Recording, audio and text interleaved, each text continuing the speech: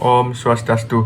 Kami dari kelompok 4, kelas A3 ingin mempresentasikan tentang bab 3 definisi pencahayaan buatan dan bab 4 perencanaan pencahayaan buatan yang ada di buku Fisika Bangunan 2. Tapi sebelum itu izinkan kami untuk memperkenalkan diri terlebih dahulu. Perkenalkan, nama saya Kadek Gelana Kurniawan, NIM 202 362 121104. Perkenalkan, nama saya Madu Wibia Pradi, NIM saya 2023 6212 1102, saya di kelas A3. Perkenalkan, nama saya Imade Ananda Krisna Kiran Astawa dari kelas A3, kelompok Fisika Bangunan 4, dengan NIM 2023 621 21105.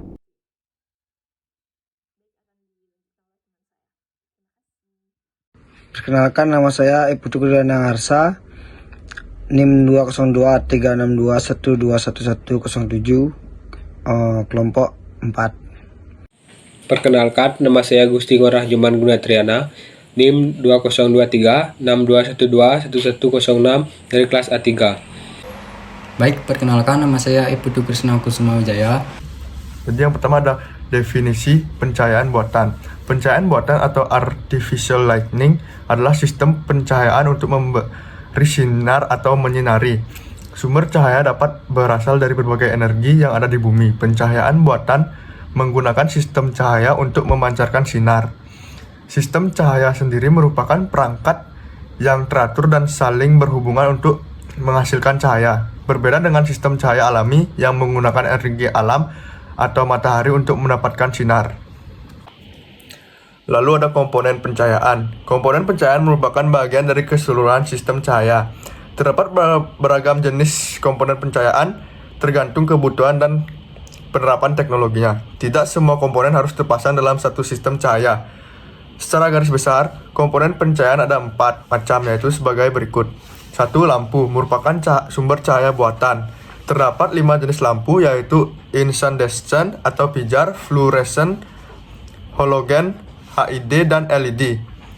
Yang kedua ada luminaire, merupakan rumah lampu yang berfungsi sebagai dudukan atau penggantung lampu, serta meneruskan menyaring atau memantulkan cahaya lampu. Luminaire disebut juga armatur. Yang ketiga ada electronic control gear atau balas, merupakan alat untuk mengendalikan arus listrik. Dan yang terakhir ada kontrol pencahayaan, merupakan alat untuk mengatur tata cahaya buatan. Di sini saya akan menjelaskan tentang klasifikasi dalam lampu. Klasifikasi dalam lampu terdapat beberapa jenis. Dalam sebab ini, lampu diklasifikasikan berdasarkan cara kerja, arah, lingkup, dan distribusi cahaya, sistem dan fungsi pencahayaan, serta aplikasi-aplikasi pencahayaan lainnya. Yang pertama, kita masuk dalam cara kerja berdasarkan cara kriterianya. Lampu diklasifikasikan menjadi 5 bagian. Yang pertama yaitu lampu pijar. Lampu pijar berasal dari pijaran kumparan kawat, filamen yang terbuat dari bahan wolfram, bola lampu berisi gas bertekanan rendah seperti argon, nitrogen, krypton, dan xenon. Yang kedua yaitu lampu fluoresen. Lampu fluoresen berasal dari pendarahan lapisan tipis fosfor pada permukaan dalam tabung.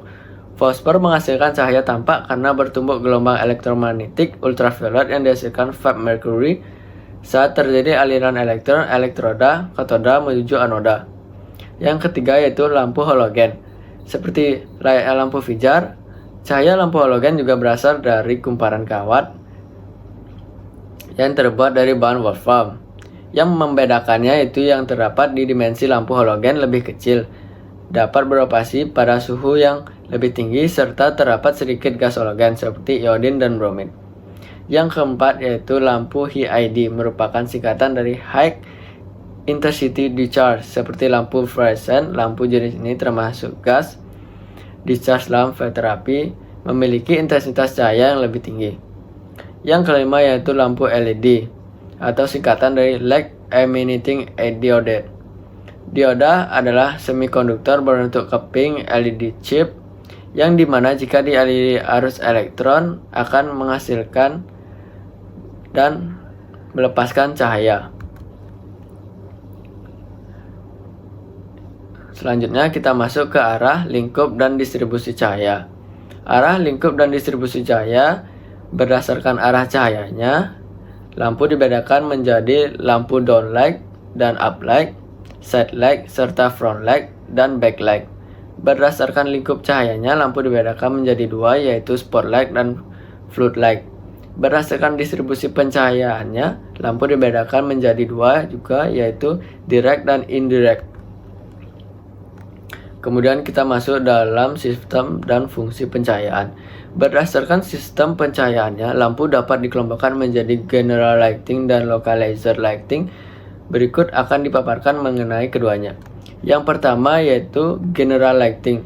Suatu lampu dengan sistem pencahayaan general lighting dikondisikan agar arah cahaya terdistribusi merata ke seluruh ruangan, sehingga dapat menjadi penerangan umum. Sudut ruang cahaya lampu tidak terbatas karena luminaire tidak membatasi arah pencahayaannya. Yang kedua yaitu localizing lighting. Suatu lampu dengan sistem pencahayaan localizing lighting dikondisikan agar arah cahaya terdistribusi hanya terfokus ke suatu titik atau objek tertentu, dengan sudut ruang cahaya lampu terbatas, sempit, sedang, dan melebar, sehingga hanya dapat menjadi penerangan setempat. Lampu yang digunakan adalah jenis spotlight. Menurut fungsi pencahayaannya, jenis lampu dikelompokkan menjadi tiga. Yang pertama general lighting, task lighting, dan action lighting. Di sini saya akan menjelaskan yang ketiga, yaitu karakteristik lampu. Karakteristik lampu. Syarat lampu. Berapa syarat yang harus dipenuhi agar lampu memenuhi syarat dipasarkan ke konsumen? Beberapa hal pokok yang harus dipenuhi yaitu 1. Intensitas cahaya, 2. Kualitas warna, 3. Usia pakai, 4. Biaya pengadaan, operasional, dan maintenance. Yang kelima, materialnya tidak berbahaya. Kualitas warna. Kualitas warna terkait kenyamanan visual, color temperature, dan color rendering. Yang keempat adalah lampu hemat energi atau LHE. Definisi lampu hemat energi atau LHE. Lampu hemat energi adalah lampu yang memiliki efikasi tinggi, memiliki kemampuan energi saving atau ES minimal 80% dan termasuk kategori energi A pada label energi. Dengan konsumsi daya listrik yang rendah, lampu ini dapat menekan biaya operasional. Baik, kemudian akan dijelaskan oleh teman saya. Baik, di sini saya akan melanjutkan presentasi yaitu masuk ke teknologi pencahayaan. Teknologi pencahayaan dikembangkan dengan berbagai tujuan, baik terkait langsung dengan faktor kenyamanan visual maupun terkait faktor lainnya. Dalam perkembangan ini, produsen memiliki teknologi masing-masing sehingga terdapat spesifikasi berbeda pada lampu dan luminaire yang digunakan oleh konsumen. Dalam kenyamanan visual pengguna, teknologi pencahayaan dikembangkan dengan tujuan agar yang pertama, intensitas cahaya mendukung sehingga kuat penerangannya sesuai standar. Dan yang kedua, ada color temperatur menghasilkan suasana ruang berdasarkan keinginan. Yang ketiga, ada color rendering, yaitu warna objek makin mendekati aslinya. Dan yang keempat, ada efek cahaya dan suasana ruang sesuai kebutuhan.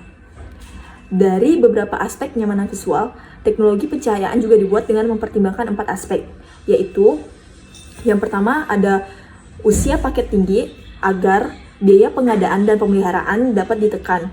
Dan yang kedua ada efikasi tinggi agar hemat energi dan biaya operasional dapat ditekan.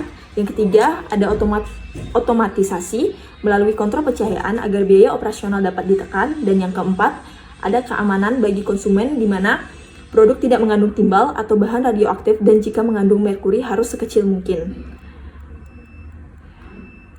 Masuk ke berbagai lampu. Yang pertama ada laser. Laser ini tidak termasuk lampu tetapi dapat menghasilkan cahaya dengan warna dan efek cahaya tertentu. Laser ini merupakan singkatan dari Light Amplification by Stimulate Emission of Radiation, yang berarti penguatan cahaya dengan emisi terstimulasi dari radiasi. Yang kedua ada serat optik atau fiber optik, yaitu sistem penerangan buatan yang menggunakan serat optik sebagai alat transmisi energi cahaya dari pembangkit cahaya iluminator, yaitu menuju lampu. Sebagai sumber cahaya pada pembangkit cahaya adalah gabungan lampu halogen dan LED, lampu compact HID, mental highlight atau lampu LED. Lanjut ke LED, yaitu singkatan dari Light Emitting Diode. Diode adalah semikonduktor berbentuk keping LED chip. Jika dialiri arus listrik, maka elektron atomnya akan tereksitasi sehingga melepas cahaya. Dioda ini terpasang pada emitter, suatu komponen pada lampu LED yang berfungsi sebagai sumber cahaya.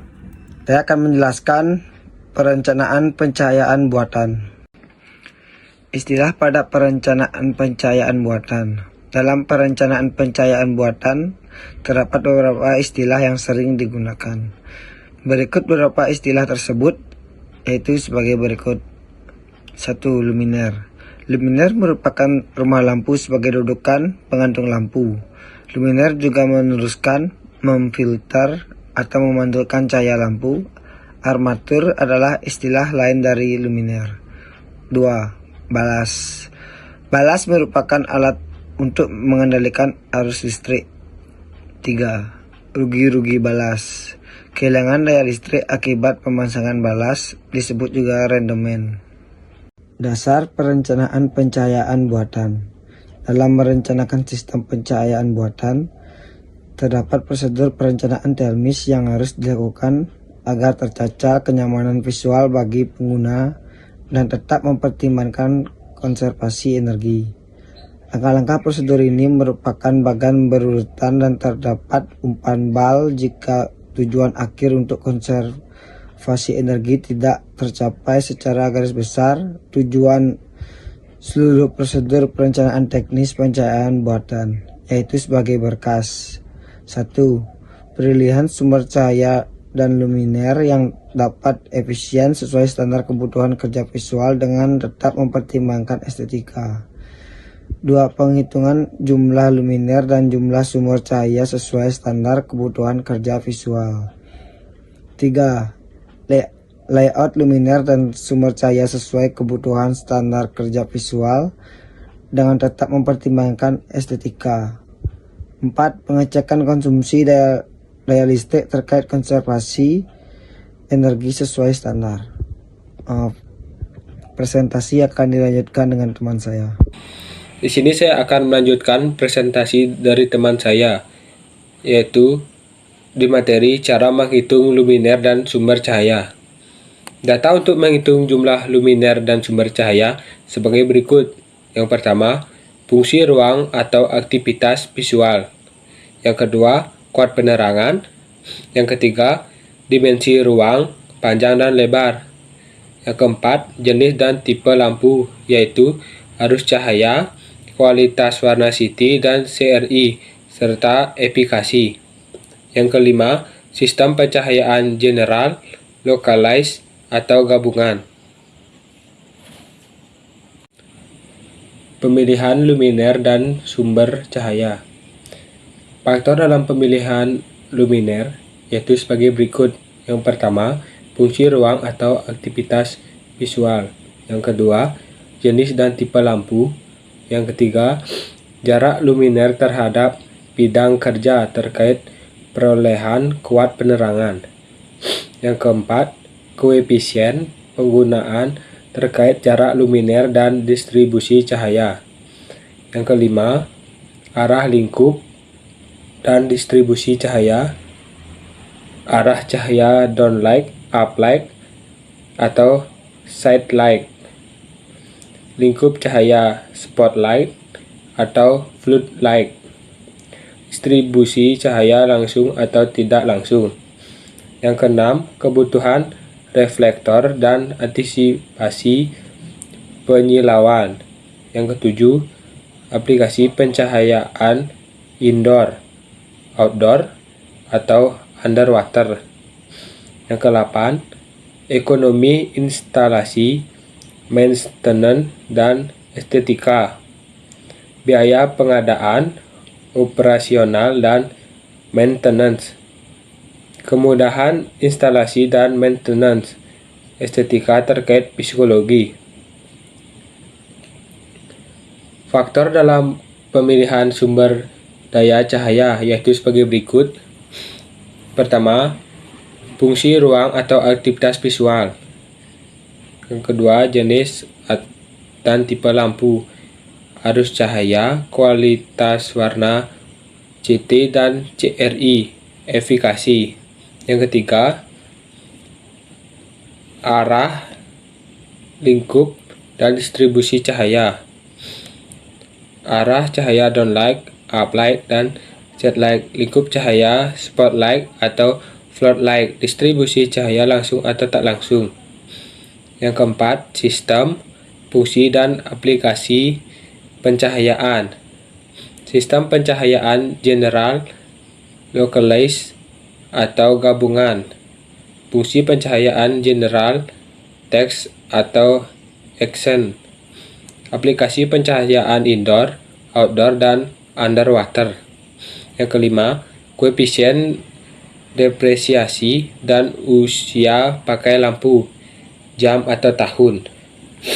Yang keenam, ekonomi, instalasi, maintenance, dan estetika. Biaya pengadaan operasional dan maintenance. Kemudahan instalasi dan maintenance.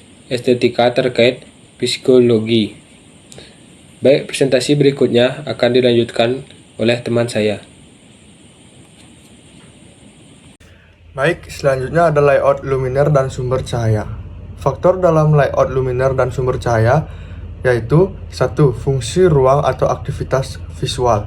2. Denah ruang dengan dimensi P kali L kali T atau M. Dan layout furniture. 3. Jumlah luminer dan lampu. 4. Pengendalian dan pengelompokan penyalaan. 5. Lokasi bukaan cahaya untuk integrasi dengan pas. Serta 6. Antisipasi efek silau. Pada kesempatan kali ini saya akan mempresentasikan tentang psikologi dan estetika. Efek cahaya terhadap psikologi dan estetika untuk setiap pengamat berbeda karena bersifat subjektif. Efek itu meliputi ilusi optik dan suasana hati. Jika ruang terang akan tampak lebih sempit, itulah ilusi optik. Perbedaan kuat penerangan memengaruhi persepsi.